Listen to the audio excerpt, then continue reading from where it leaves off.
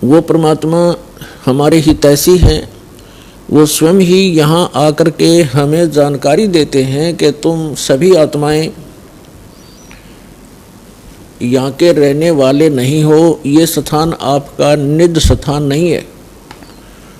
आप इस अस्थायी सटे को परमानेंट सटे मान चुके हो, जबकि आपको ये पता भी है कि यहाँ ना कोई रहा और ना कोई रहेगा। उसके पश्चात भी आपको चिंता नहीं। इसके विषय में परमात्मा कहते हैं, कबीर ये माया अटपटी सब गट आण अड़ी, किस किस को समझाऊं या कुए भांग पड़ी। इस झूठे सुख को सुख कहे ये मान रहा मन मोद, ये सकल चबीना काल का कुछ मुख में कुछ गोद। पृथ्वीपति चकवे गए जिनके चक्कर चलंत, रावण सरीखे कौन गिने ऐसे गए अनंत। परमात्मा हमें याद दिलाते हैं कबीर परमेश्वर जी कि आप जिस लोक में रह रहे हो ये लोक ठीक नहीं है। यहाँ पर आप कोठी बंगले बनाने में, अन्य संपत्ति की व्यवस्था करने में पूरा मानव जीवन लगा देते हो, और उस दौरान आपके साथ ना जाने कितनी घटनाएं घट जाती हैं, कितनी आपदाओं का सामना आपको करना पड़ता है। किसी का पुत्र मर जाता है, किसी की पुत्री विधवा हो जाती है, किसी को किसी व्यवसाय में घाटा होने से टेंशन का सामना करना पड़ता है। कोई भी प्राणी इस 21 ब्रह्मांड के जो काल का लोक है इसमें कोई सुख ही नहीं है और कोई स्थायी नहीं है। परमात्मा से परिचित जो महापुरुष हुए हैं उन्होंने और स्वयं परमेश्वर कबीर जी ने आकर के यहाँ की वास्तविकता हमें बताने की चेष्टा की है, लेकिन हम अज्ञान से इतने परिपूर्ण हो चुके थे कि हमने परमात्मा के उस ज्ञान को स्वीकारा नहीं। अब दया करी है परमात्मा ने आप जी को पहले शिक्षित किया। नहीं, आप पिछला इतिहास देख सकते हो, किसी भी युग में कोई प्रजा शिक्षित नहीं होती थी।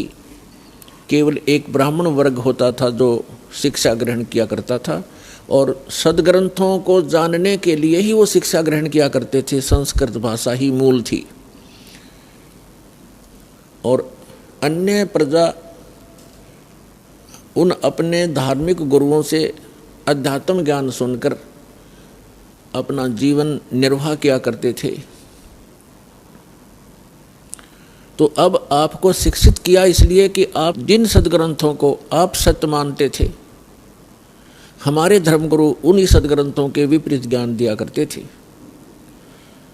उसको कहते हैं शास्त्र विधि त्याग कर मनमाना आचरण, यानी शास्त्र के विरुद्ध ज्ञान और शास्त्र के विरुद्ध ही साधना हो, वो साधना व्यर्थ होती है।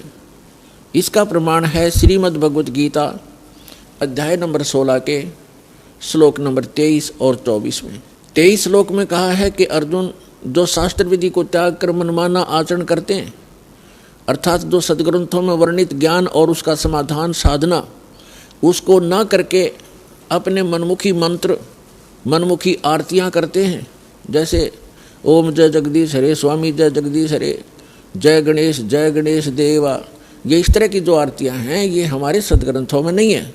सदग्रंथों की पहचान भी आपको बताएंगे, सदग्रंथ कौन कौन से हैं, और बहुत बार पहले भी आपको सदग्रंथों की जानकारी दी है कि मूल सदग्रंथ कौन कौन से हैं जो गॉड गिवन हैं, और जो ऋषि मुनियों के बनाए ग्रंथ हैं वो कौन कौन से हैं, वो पुराण हैं, उपनिषद हैं, और गॉड गिवन कौन से सदग्रंथ हैं, जो चारों पवित्र वेद, पवित्र श्रीमद् भगवत गीता और पवित्र सूक्ष्म वेद जो complete God given complete spiritual knowledge है, पूर्ण परमात्मा के द्वारा दिया हुआ संपूर्ण अध्यात्म ज्ञान है, वो सूक्ष्म वेद है।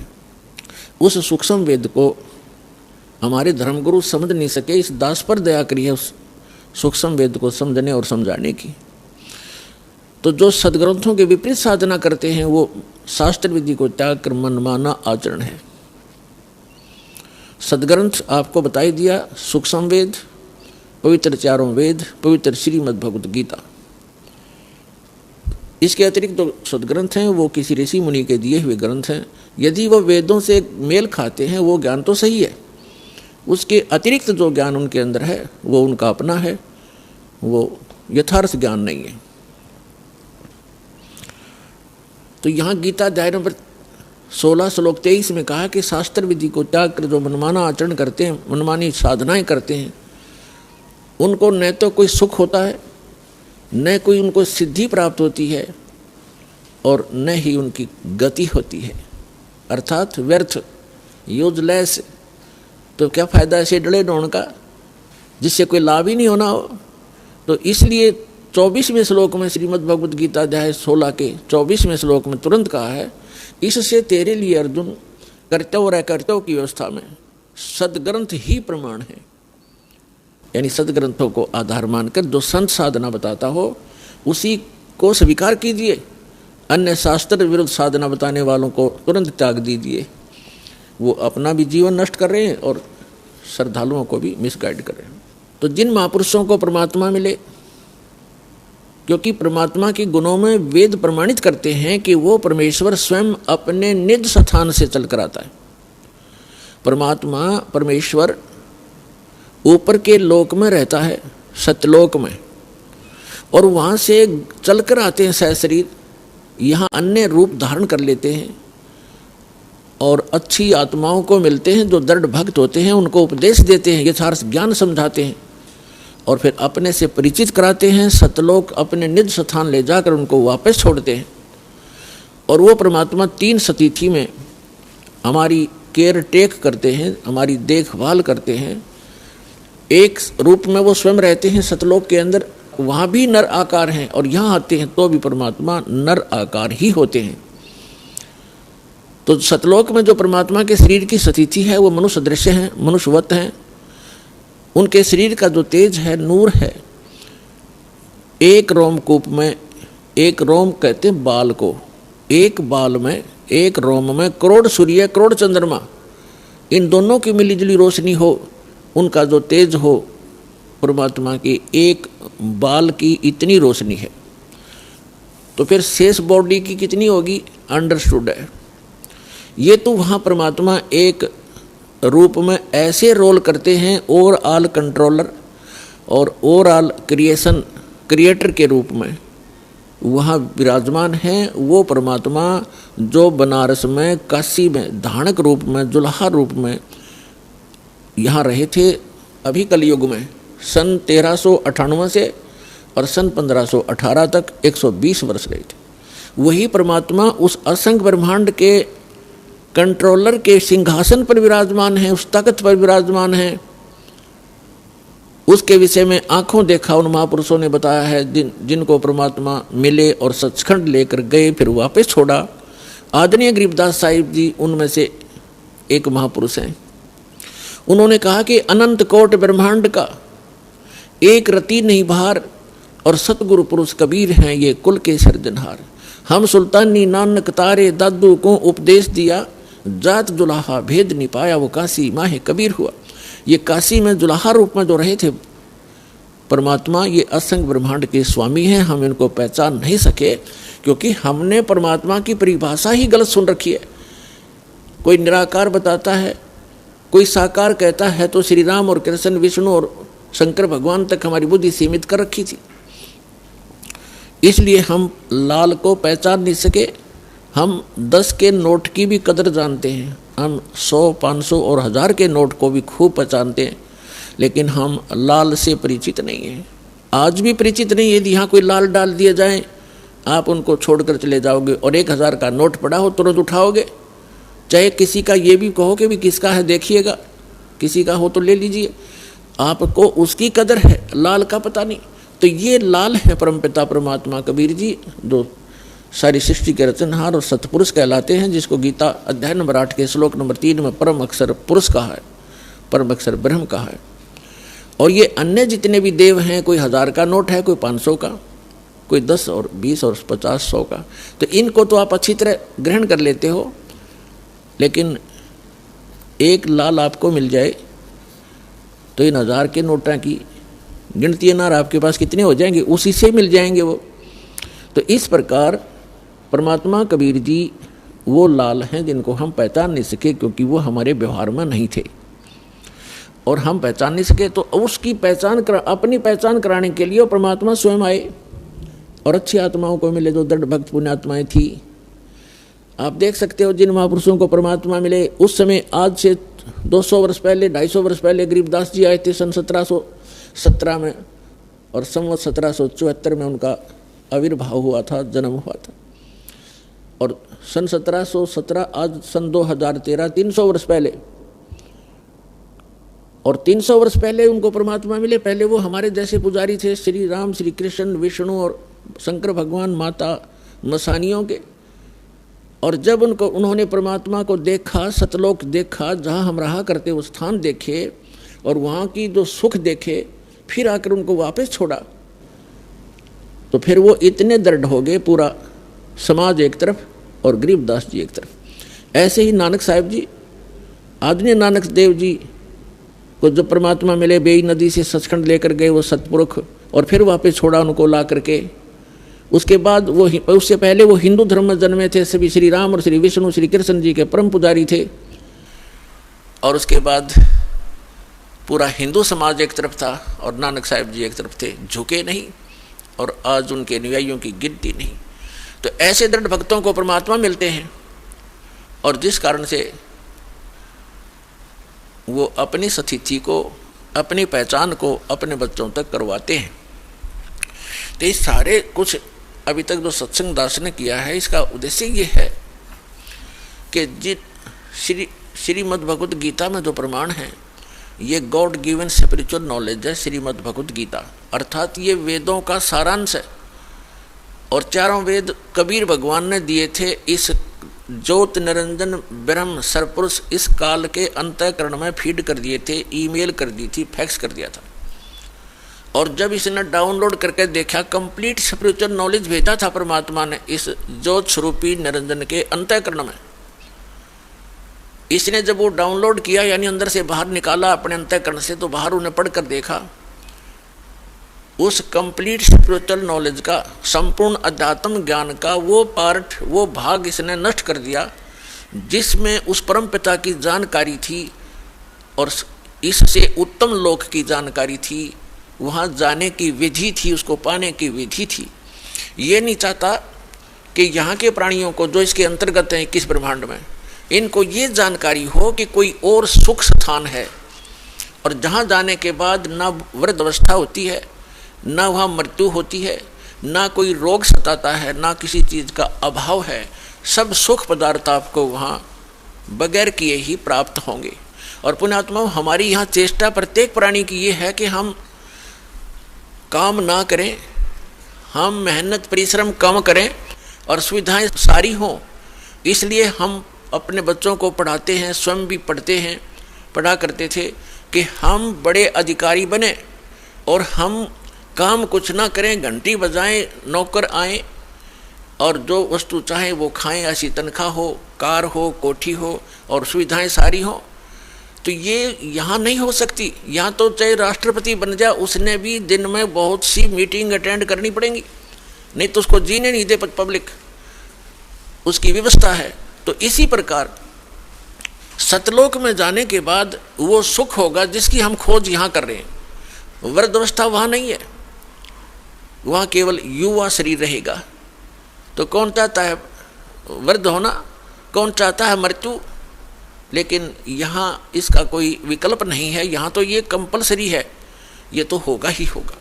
तो इससे बचने के लिए एक साधना है, साधन है, जो परमात्मा ने स्वयं आकर आप बताई और अपनी प्यारी आत्मा उन परमहंस संतों को सतलोक दिखाया और वापस छोड़ा, उनको दृढ़ कराया। तो यहाँ पर जितने भी प्राणी हैं सबकी मृत्यु होती है, और हम आजीवन जो संग्रह करते हैं वो हमारे साथ नहीं चलता।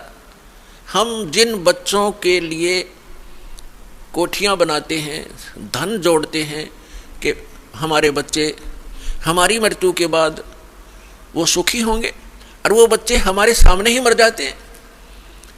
ऐसे बहुत से प्रमाण, ये दुखदायी घटनाएं हम समाचार पत्रों में भी सुनते हैं, टीवी पर भी देखते हैं। एक पूरा परिवार एक सत्संग सुनकर आ रहा था किसी संत का, तो उसमें इतना पक्का याद नहीं दास को कि 12 सदस्य थे पूरे परिवार के या 13 थे। उनमें से एक घर पे था और बाकी 11 या 12 सत्संग सुनने गए हुए थे, सत्संग सुनकर आ रहे थे, दुर्घटनाग्रस्त हो गए। पूरा का पूरा परिवार मारा गया, छोटे पोता पोतियां से लेकर बच्चों तक। एकला वृद्ध रह गया वो, जिसने सारी उम्र ये सोची थी घना धन इकट्ठा कर लूं, मेरे बच्चे सुखी होंगे, हम तो चलो मर जाएंगे, मेरे पोता पोती तो सुखी होंगे। पोता पोती पहले चले गए। तो यहाँ काल ने आपको धोखे में रखा हुआ है। फिर दूसरा कारण ये है कि सत्संग, संत की शरण में सत्संग सुनते हैं प्राणी, तो उनको ऐसी आपदाओं का सामना नहीं करना पड़ता। तो वो संत और सत्संग और उसकी साधना में कोई त्रुटि है जिस कारण से प्रोटेक्शन नहीं होता। और दूसरा कारण ये होता है कि संत भी सही हो, साधना भी ठीक हो, लेकिन अपने में कोई त्रुटि हो, हम नियमों का पालन ना कर रहे हों, उससे क्या होता है, फिर नाम खंडित हो जाता है। उस कारण से भी प्राणी साधक होते हुए हानि उठा लेता है, क्योंकि उसका प्रोटेक्शन समाप्त हो जाता है। जो पावर कनेक्शन उसको मिला हुआ था, वो ना मिलने से वो पावर वाला काम बंद हो जाता है, उसको सारी सुविधाएं बंद हो जाती हैं। जैसे आपका बिजली का कनेक्शन कट जाता है तो ना पंखा चले, ना एसी चले, ना कूलर काम करे, ना कोई पंप चले, ना कोई हैंड पंप चले, यानी सब सुविधाएं बंद हो जाती। इस प्रकार परम संत हो, साधना शास्त्र अनुकूल हो और साधक मर्यादा में रहे, फिर ये आपदा नहीं आया करती। पूर्ण परमात्मा सत्य पुरुष की साधना करने वाले साधक पर ये आपदाएं नहीं आ सकती। दुर्घटना में मृत्यु, अकाल मृत्यु या कोई अन्य दुख नहीं आने देंगे भगवान, जहाँ हमारी समर्पित भाव से साधना होगी और सत्य साधना होगी। तो फिर भी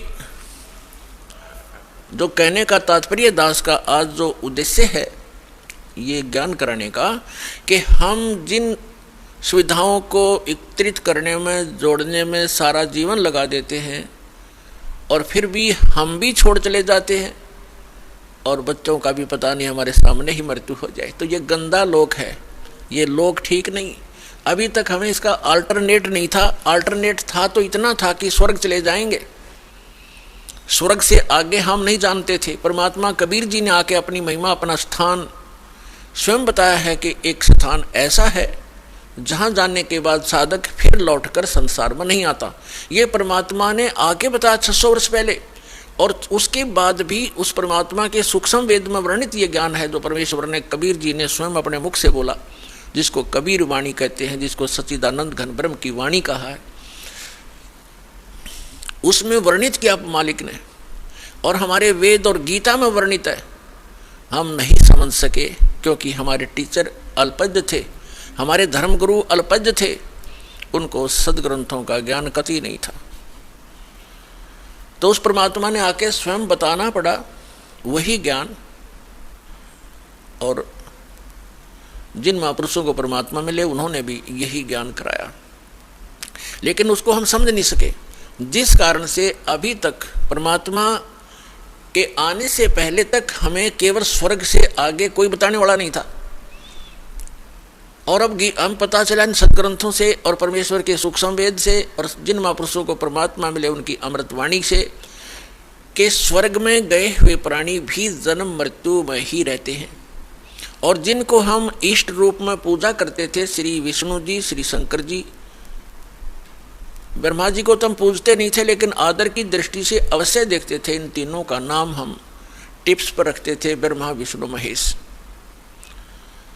ये स्वयं नासवान है जिनको हम इष्ट मानकर पूजते थे। तो जिस नासवान इष्ट की हम पूजा करेंगे तो क्या होगा, हम उसके लोक में चले जाएंगे। ये सामीप्य जो है मुक्ति प्राप्त होती है, यानी अपने इष्ट के लोक में उनके समीप रहा करेंगे। तो जब हमारे इष्ट ही मरेंगे, उनकी भी मृत्यु होगी, तो फिर वो तो जन्म मृत्यु फिर बनी रही, तो स्थायी स्थान नहीं हुआ वो। तो जो आज प्रसंग है कि जिस लोक में हम रह रहे हैं ये लोक अच्छा नहीं है, और हमें केवल स्वर्ग तक का ही ज्ञान हमारे धर्म गुरुओं ने कराया। परमेश्वर ने आकर अपनी अमृत वाणी में ये ज्ञान दिया कि एक और लोक है जहाँ आप सदा सुखी रहोगे, आपका जरा मरण नहीं होगा। जरा माने वृद्धावस्था, मरण माने मृत्यु। लेकिन वो ज्ञान हमारे गले उतरा नहीं, क्योंकि हम अपने धर्म गुरुओं पर, विशेषकर हिंदू धर्म के में जन्मे हम प्राणी अपने धर्म गुरुओं पर पूर्ण विश्वास किया करते थे कि ये संस्कृत के मास्टर हैं और सभी सदग्रंथ संस्कृत भाषा में लिपिबद्ध हैं। हमारे को कभी अविश्वास नहीं हुआ, इसलिए हमने परमात्मा के दिए हुए उस ज्ञान पर कभी ध्यान नहीं दिया। और साथ में ये भी हमारे एक इंजेक्शन लगा दिया करते कि कबीर जी तो अशिक्षित थे, उन्होंने संस्कृत पढ़ी नहीं, क्योंकि संस्कृत केवल ब्राह्मण ही पढ़ा करते थे और कई ब्राह्मणों के पास गए, उनको संस्कृत नहीं पढ़ाई, इसलिए वो उठपटांग भाषा बनाकर गाते थे। ऐसी सोच थी हमारे इन ऋषि महर्षियों की, वो परमात्मा को समझ नहीं सके। और उस परमेश्वर की वाणी में ये पहले लिपिबद्ध था, जो हमारे सदग्रंथ भी बताते हैं। क्योंकि परमात्मा ने जो ज्ञान दिया वो अपने द्वारा रची हुई सृष्टि का और सारे विधान स्वयं बनाया हुआ था, वो अपनी सिंपल लैंग्वेज में बोल दिया। अब जो प्रसंग चल रहा है कि उस परमात्मा ने भी बताया था कि एक सतलोक है जहाँ जाने के बाद, जहाँ जन्म मृत्यु नहीं होती, जहाँ वृद्धावस्था नहीं है, वहाँ किसी चीज़ का अभाव नहीं है, वहाँ सब सदाबहार वृक्ष हैं, सदाबहार सब मेवा हैं और दूधों की नदियाँ बहती हैं। वहाँ पर अमृत के सरोवर भरे हुए हैं, मीठे जल के समुद्र भरे हुए, हीरे पन्ने ज्वारातों के वहाँ पहाड़ हैं, जो यहाँ पर मिट्टी और पत्थर के पहाड़ हैं, झरने बहते हैं, वहाँ वर्षा होती है, बगैर बादल के फुहार चल पड़ती है, सुंदर शरीर है आपका, कभी वृद्ध अवस्था नहीं होती, मृत्यु नहीं होती, वहाँ आपका परिवार होगा। जैसे धीरे धीरे यहाँ एक पहले हम अकेले थे, विवाह हुआ जब 2 हो गए, बच्चे हुए जब 5-4 और हो गए, और फिर धीरे धीरे पोते पर पोते हो गए, तो हमारा कितना अच्छा परिवार और कैसा दिल लग रहा है। और 1 मिनट में ना जाने पोता मर जा, पोती मर जा, बेटा मर जा, बेटी मर जा, स्वयं की टिकट कट जा, तो खा का ये स्थान, तो वो स्थान है जहाँ पर हम कभी मरेंगे नहीं, हमारा परिवार होगा, सारी सुविधाएं होंगी, मनोमयी विमान होंगे आपके। यहाँ तो एक साइकिल नहीं जुड़ता सारा दिन, और वहाँ पर ऐसा सुविधा है कि आप चाहोगे आपके सामने विमान खड़ा होगा, और जहाँ जाओगे बैठ के परिवार, कहीं बहुत बड़े बड़े पार्क हैं, बड़े सुंदर स्थान हैं। तो वो स्थान है जो भगवान ने स्वयं आकर बताया, और इसी का परम समर्थन हमारे सदग्रंथों ने दिया। जैसे गीता ज्ञानदाता ये सरपुरुष है, श्रीमद् भगवत गीता अध्याय नंबर 15 के श्लोक नंबर 16 और 17 में 3 पुरुष हैं। पुरुष माने प्रभु, स्वामी, मालिक, ब्रह्म कहो, पुरुष कहो, भगवान कहो, राम कहो, साहिब कहो, ये 3 पुरुष बताए। एक सरपुरुष, एक अक्षर पुरुष। और 15वें अध्याय के गीता के 15वें अध्याय के 17वें श्लोक में सरपुरुष और अक्षर पुरुष से कोई और बताया जो श्रेष्ठ भगवान है, पुरुषोत्तम है, उत्तम पुरुष है तू अन्य परमात्मा इति उदाहरते। जिसको परमात्मा कहा जाता है वास्तव में वो पुरुष तो इन दोनों से, सरपुरुष और अक्षर पुरुष से कोई अन्य है, और वही तीनों लोकों में प्रवेश करके सबका धारण पोषण करता है। ये 3 पुरुष हैं, 3 प्रभु हैं। सरपुरुष इसको ब्रह्म बोलते हैं, हमारे ऋषि मुनि इसको ब्रह्म कहा करते हैं, और संतों ने इसको सरपुरुष, सरब्रह्म, ज्योत निरंजन काल की संज्ञा दी है परमेश्वर कबीर जी ने, और उन्हीं से परिचित महापुरुषों ने भी यही उनको बताया। तो दूसरा अक्षर पुरुष है, इसको दूसरे शब्दों में परब्रह्म भी कहते हैं, अक्षर ब्रह्म भी कहते हैं। जो सरपुरुष है जिसको ब्रह्म कहते हैं, जो काल है, वो केवल 21 ब्रह्मांड का प्रभु है, स्वामी है, मालिक है, राम है, खुदा है, अल्लाह है, साहिब है। वो कंप्लीट गॉड नहीं है, केवल 21 ब्रह्मांड का स्वामी है। एक ब्रह्मांड के अंदर पृथ्वी लोक, पाताल लोक, स्वर्ग लोक, और नीचे के तल अतुल रसातल आदि ये, और ऊपर के जैसे विष्णु जी का लोक, शिव जी का लोक, ब्रह्मा जी का लोक, धर्मराय का लोक, और ऊपर जो ब्रह्मलोक के अंदर डिवीजन है कई, उसमें भी भाग हैं, तो वो सारे मिला के एक ब्रह्मांड में एक ब्रह्मलोक भी है, एक मानसरोवर भी है। तो ये सारा मिला करके एक ब्रह्मांड है। ऐसे ऐसे 21 ब्रह्मांड है इस सरपुरुष के काल के, जिसके लोक में हम रह रहे। ये इतना ही प्रभु है, इतना ही स्वामी है। और दूसरा अक्षर पुरुष है। गीता अध्याय नंबर 15 के श्लोक नंबर 16 में 2 पुरुष हैं। अक्षर का अर्थ होता है जिसका नाश ना होता हो, अविनाशी। लेकिन ये अविनाशी लगता है लेकिन अविनाशी नहीं है। अक्षर पुरुष भी अविनाशी नहीं है, लेकिन इसको कहा गया है अविनाशी अक्षर पुरुष। इसलिए 15वें अध्याय के 17वें श्लोक में कहा है कि उत्तम पुरुष है तो अन्य परमात्मा इति उद्धारते है। उत्तम पुरुष, श्रेष्ठ पुरुष तो इन दोनों से, सरपुरुष और अक्षर पुरुष से कोई और है। और जिसको परमात्मा, परमात्मा माने श्रेष्ठ आत्मा, वो पुरुषोत्तम तो कोई और है इन दोनों से। जिसको परमात्मा यानी श्रेष्ठ आत्मा, परमात्मा का सीधा सा अर्थ होता है जो केवल सुख दे, दुख ना दे। जो दुख दे वो परमात्मा कैसे रह गया, श्रेष्ठ आत्मा कैसे हो गया? तो हमने डेफिनेशन का भी नहीं पता था आज तक उस गॉड की जिसकी हम पूजा करने जा चले थे और पूजा कर रहे थे। तो हम ऐसे ही धूल अंधेरे में घूम रहे थे, जंगल में भटका रखे थे, हमें कोई रास्ता नहीं था। तो इसमें लिखा है फिर यह लोक चरम आविश्य विवर्ती अवय ईश्वर है, जो तीनों लोकों में प्रवेश करके सबका धारण पोषण करता है, वो है अविनाशी परमात्मा, अवय ईश्वर है, वो है अविनाशी। ऊपर वाले को अक्षर पुरुष को भी अक्षर का अर्थ वैसे अविनाशी होता है, लेकिन ये रिजेक्ट कर दिया यहाँ पर कि इन दोनों से अन्य है जो वास्तव में अविनाशी है। अब इस सारी डिटेल को समझाएंगे आज के सत्संग में। पहले तो प्रसंग चल रहा था कि वो परमात्मा ही आकर स्वयं ज्ञान देता है, और उसने आकर के हमें बताया कि इससे हटकर कोई और स्थान है जहाँ आप पहले रहा करते थे, और अपनी गलती के कारण आप बालकपन करके आप यहाँ आ गए, गंधलोक में फंस गए। अब यहाँ से जाने का विकल्प आपके पास नहीं रहा, ना किसी ऋषि महर्षि और संत और ब्रह्मा विष्णु महेश को भी यहाँ से वापस जाने के मार्ग का पता नहीं। तो उसके लिए परमात्मा स्वयं आते। जो प्रसंग चल रहा था ये परमात्मा तीन, अब जो ये प्रसंग चल रहा है इसको थोड़ा सा यहाँ करते हैं। तो वो परमात्मा 3 स्थिति में बताया आपको कि जो सतलोक में रहता है, जहाँ हम रहते थे, वहाँ करोड़ सूर्य करोड़ चंद्रमा मिला दे उनका ऐसा एक रोम का प्रकाश है। फिर परमात्मा अन्य हल्का तेज पुंज का रूप बनाकर कभी भी आकर प्रकट हो जाते हैं एक संत साधु की, महात्मा की वेशभूषा में। और तीसरी स्थिति जो सेकंड या तीसरी स्थिति है, सेकंड स्थिति परमात्मा की यह है, प्रत्येक युग में वो एक शिशु रूप धारण, वहाँ से चलकर आते हैं सहस्री कमल के फूल पर, एक सरोवर के अंदर कमल के फूल पर शिशु रूप धारण करके विराजमान होते हैं। वहाँ से निसंतान संपत्ति, जिनके बच्चे नहीं होते, उठा ले जाता है और फिर उसकी परवरिश वहाँ होती है। फिर धीरे धीरे 5 वर्ष की आयु में ही वो बड़े बड़े विद्वानों के छक्के छुड़ाना शुरू कर देते अपने अध्यात्म ज्ञान के आधार से।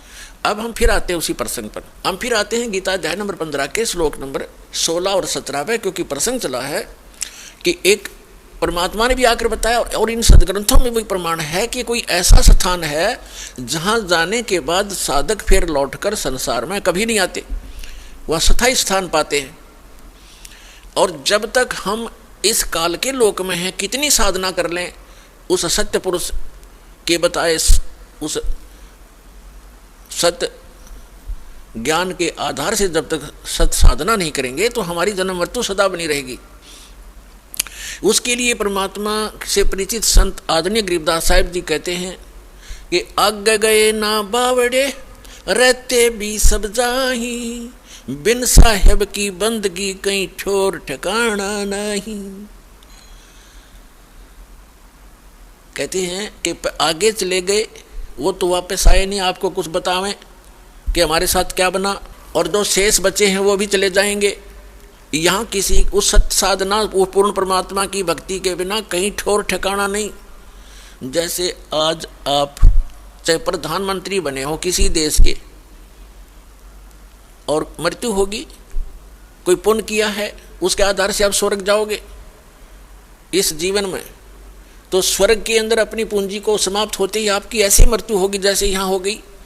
तो यहाँ से चलो, फिर स्वर्ग में पुण्य समाप्त होते ही वहाँ से चलो, फिर नरक में अपना पाप भोगोगे, वहाँ कष्ट उठाओगे। जब वो समय पूरा होता है होते ही फिर कहेंगे चलो, वहाँ भी नहीं रख सकते। उसके बाद फिर गधा बने गधे का जीवन पूरा पूरा करते ही फिर चलो, फिर कुत्ता बनो, कुत्ते का जीवन पूरा होते फिर चलो मरो, और फिर मनुष्य बन गए फिर मरो, फिर वहाँ जाओ स्वर्ग में फिर चलो, खा के ये जीवन।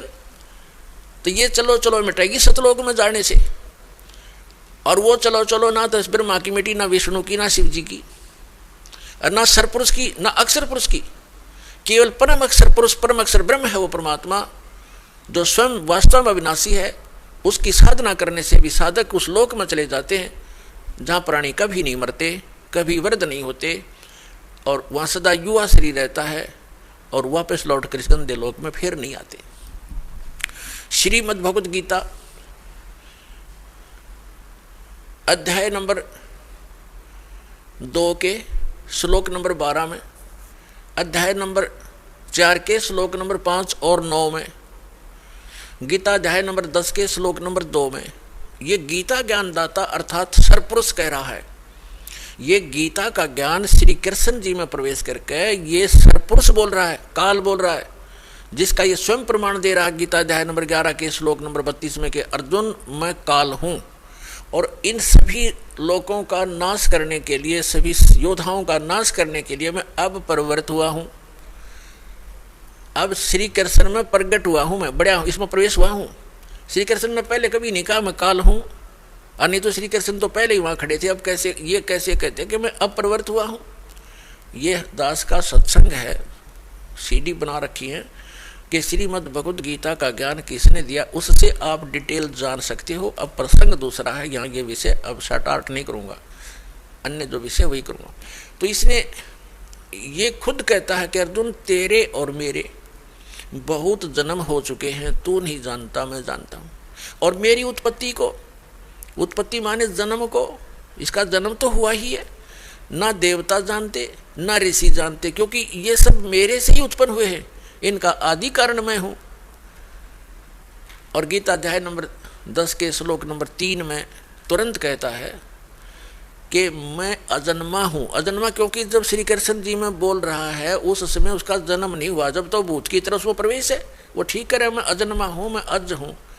अब मैं जन्म लेकर नहीं आया श्री कृष्ण जी की तरह, मैं तो इसमें वैसे प्रकट होकर बोल रहा हूँ, बाकी ये नहीं कि वो अविनाशी हूँ, अविनाशी है वो। अब पता चलेगा वो कितना उसका समय है, कैसा पीरियड है उसका जीवन का। अब तो प्रसंग है कि जब हम अब ये जैसे श्री मद देवी भागवत यानी देवी पुराण के अंदर सचित्र मोटा टाइप गीता प्रेस गोरखपुर से प्रकाशित, जो हिंदू समाज के श्रद्धालु शिरोधार्य हैं और अपने सबके घरों पर रखी हैं, जो जरा सी भी भगवान में आस्था रखता है, उसके तीसरे स्कंद में 123 पृष्ठ पर विष्णु जी स्वयं स्वीकार करते हैं, अपनी माता दुर्गा की वो स्तुति कर रहे हैं कि तुम शुद्ध स्वरूपा हो, ये सारा संसार तुम ही से उद्भासित हो रहा है, मैं ब्रह्मा और शंकर आपकी कृपा से ही विद्यमान है, हमारा तो आविर्भाव माने जन्म और तिरोभाव माने मृत्यु हुआ करता है, हम अविनाशी नहीं है।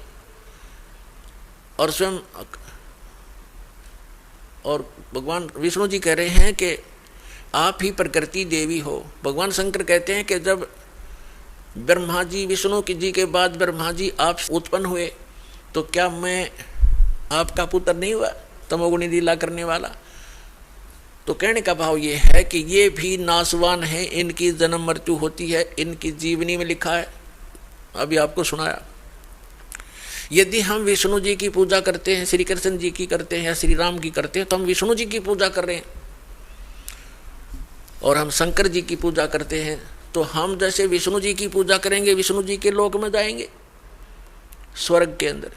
उनका स्वर्ग समझो एक रेस्टोरेंट है, प्रत्येक उसके अंदर डिस्ट्रिक्ट के अंदर होता है, प्रत्येक शहर में होते हैं रेस्टोरेंट। वो जैसा शहर जिस अतिथि का है उसमें वैसे ही रेस्टोरेंट उपलब्ध होते हैं।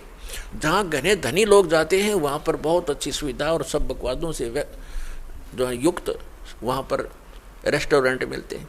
तो जितने ज़्यादा पुण्यकर्मी प्राणी होंगे उनको जिस लोक में वो जाएंगे वो अच्छा रेस्टोरेंट देंगे, उनको अच्छी सुविधाएं प्राप्त होंगी, उनकी जेब कटेगी खुद की, पैसे उनके अपने खर्च होते हैं जो रेस्टोरेंटों में जाते हैं। तो पुण्य समाप्त होंगे उन साधकों के, वो समाप्त होते फिर नरक के अंदर डाले जाएंगे। क्योंकि जब तक हम पूर्ण परमात्मा सत्य पुरुष की साधना नहीं करते, सत्य गुरु से लेकर सत साधना नहीं करते तब तक हमारी या चलो चलो मिटे नहीं, और जन्म मृत्यु सदा बनी रहेगी। और दोनों ही कर्म भोगने पड़ेंगे, तब तक हमने पुण्य भी भोगने पड़ेंगे और पाप भी भोगने पड़ेंगे। पुण्यों के लिए स्वर्ग रेस्टोरेंट है और पाप के लिए नरक वो जेल है, और फिर जन्म मृत्यु सदा बनी रहेगी। तो इसका विकल्प अब पता चला, इसका अल्टरनेट का पता लग गया है, इसका समाधान हो सकता है। तो हमने ये ग्रहण करना चाहिए और अपना कल्याण कराना चाहिए।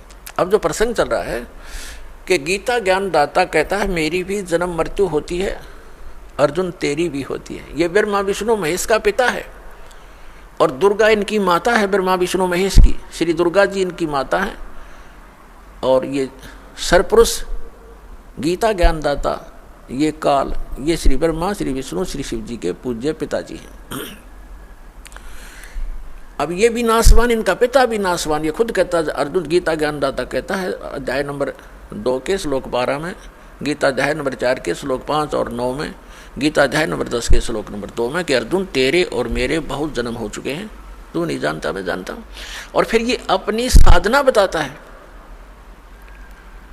और इसलिए ये कहता है कि अर्जुन तू सर्वभाव से, गीता अध्याय नंबर 18 के श्लोक नंबर 62 में, गीता अध्याय नंबर 15 के श्लोक नंबर 4 में, कि अर्जुन तू सर्वभाव से उस परमेश्वर की शरण में जा। कौन से की? उस परम अक्षर ब्रह्म की, उसकी शरण में जा। उसकी कृपा से ही तू परम शांति को और सनातन परम धाम को प्राप्त होगा, उसी परमेश्वर की कृपा से। और जब आपको तत्वदर्शी संत मिल जा, गीता अध्याय नंबर 15 के श्लोक नंबर 4 का ये निष्कर्ष है, 1 से 4 का ये निष्कर्ष है कि तत्वदर्शी संत की पहचान भी बताई है। फिर उसके बाद बताया कि उसके पश्चात परमेश्वर के उस परम पद की खोज करनी चाहिए, जाने के बाद साधक फिर लौटकर कभी संसार में नहीं आते।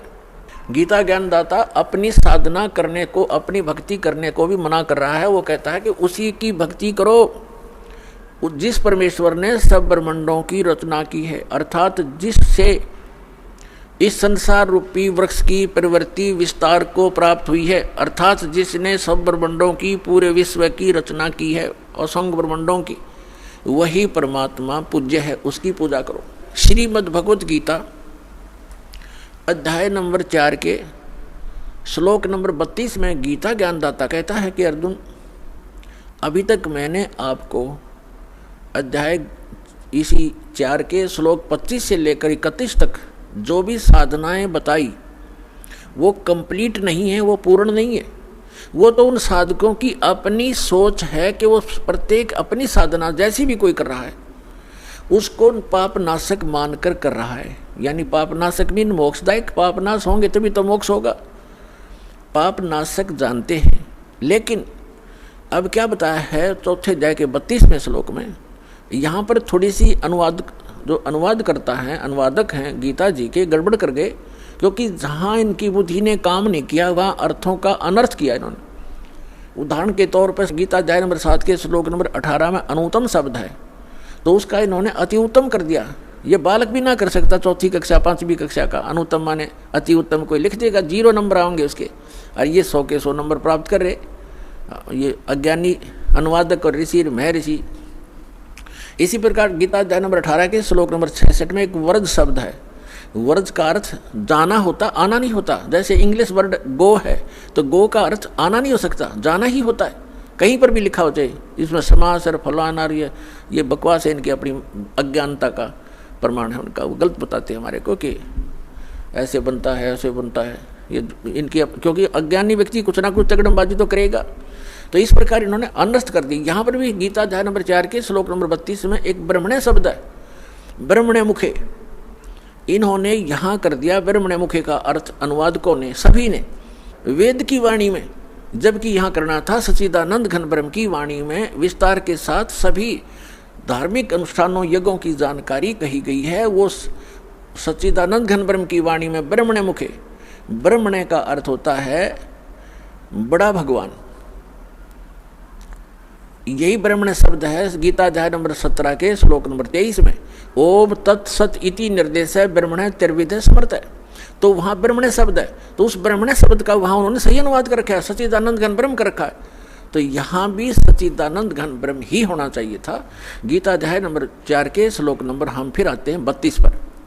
इसमें कहा कि सच्चिदानंद घन ब्रह्म ने अपने मुख कमल से जो वाणी बोली है, यानी वेद प्रमाणित करते हैं कि वो परमात्मा सतलोक से चलकर आता है।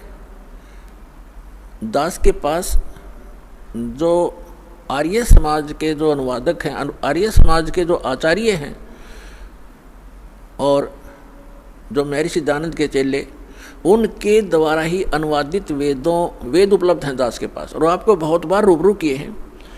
और यही इन्होंने ही इस कलयुग में वेदों का ठेका ले रखा था कि वेद का विद्वान अगर हुआ है कोई कलयुग में अब वर्तमान में, तो महर्षि दयानंद हुआ है। और वो परमात्मा को निराकार कहते हैं। तो ये अल्पज्ञ थे, क्योंकि सदग्रंथ तो सदग्रंथ ही हैं। सभी कहते हैं लाल बहुत कीमती होता है, लाल का पता किसी ने ना हो तो उस कथन का भी यूज नहीं, ये मानने का भी यूज नहीं कि लाल कीमती है। और आपके सामने पड़ा और आप कहते कौड़ी है, लाल बता रहे हो आप दूसरे 100 के नोट को, तो वो भी अल्पज्ञता ही है। बेशक थोड़ी बहुत जानकारी है कि कोई ऐसे की बहुमूल्य रत्न है, तो जानकारी भी व्यर्थ है। तो महर्षि दयानंद के साथ ऐसी बनी हुई थी, ऐसे ही नारी समाज के आचार्यों के साथ बनी हुई थी। इन्होंने वेदों का अनुवाद किया, वह तो दया करी दाता ने कुछ ही मंत्रों का इन्होंने सही अनुवाद किया, ना तो सारे का डंगा एक रखा है। तो उसमें क्या लिखा है कि वो परमात्मा ऊपर के लोक में धू लोक के तीसरे पृष्ठ पर, तीसरे स्थान पर, तीसरे पोर्शन में विराजमान है, टॉप मोस्ट प्लेस पर। भवनों ऊपरी तिष्ठति, परमात्मा सभी भवनों के ऊपर के भाग में बैठा हुआ है, और वहाँ से गति करके आता, बिजली जैसी गति से, विद्युत की तरह अचानक मिनट सेकंड में आ जाता है। और यहाँ अपने रूप को सरल करके आता, हल्के तेज पुंज का बना कर आता है। दृढ़ भक्तों को मिलता है, अच्छी आत्माओं को मिलता है, उनको अपने से परिचित कराता है, उनको ज्ञान देता है। तो इसी दृष्टिकोण से, उसी आधार से उसका नियम है, वो परमात्मा ऐसे आता ही आता है। वो ज्ञान बोलता है, सार्थ ज्ञान देता है, कवियों की तरह आचरण करता है, गाता है, लोकोक्तियों के माध्यम से ज्ञान बताता है, कविताओं के माध्यम से बोलता है, शब्दावलियों के माध्यम से वो ज्ञान देता है। तो उसी आधार से उसी का हिंट है श्रीमद् भगवद गीता अध्याय नंबर 4 के श्लोक नंबर 32 में। तो गीता ज्ञान दाता, गीता अध्याय नंबर 4 के श्लोक नंबर 32 में कहा है कि अर्जुन, यज्ञों की विस्तार के साथ जानकारी सच्चिदानंद घन ब्रह्म यानी ब्रह्मण मुखे, सच्चिदानंद घन ब्रह्म के द्वारा अपने मुख कमल से बोली गई अमृतवाणी में विस्तार के साथ कहा गया है। और उसको जानने के बाद सभी कर्मों से, सभी दुखों से तो मुक्त हो जाएगा। चौथे अध्याय के 34वें श्लोक में वो तत्व ज्ञान है जो सच्चिदानंद घन ब्रह्म ने अपने मुख कमल से बोला है, वो तत्व ज्ञान है, वो सूक्ष्म वेद है। और चौथे अध्याय के 34वें श्लोक में कहा कि उस तत्व ज्ञान को तू तत्वदर्शी संतों के पास जाकर समझ, यानी गीता ज्ञान से अन्य ज्ञान है और गीता ज्ञान दाता उससे अपरिचित है, इसलिए कह रहा है कि वो ज्ञान तू तत्वदर्शी संतों के पास जाकर समझ। उनको दंडवत प्रणाम करने से, कपट छोड़कर सरलतापूर्वक प्रसन्न करने से वह तत्वदर्शी संत तुझे तत्व ज्ञान का उपदेश करेंगे। इससे दो बात सिद्ध होगी कि जो वास्तविक ज्ञान है वो श्रीमद् भगवद गीता में नहीं है। और ये भी नहीं कह सकते कि श्रीमद् भगवद गीता का ज्ञान गलत है, ये इनकम्प्लीट है। जैसे मैट्रिक क्लास के 10वीं कक्षा का जो सिलेबस होता है वो गलत नहीं होता, लेकिन वो एमए और बीए का नहीं है, वो अलग से है।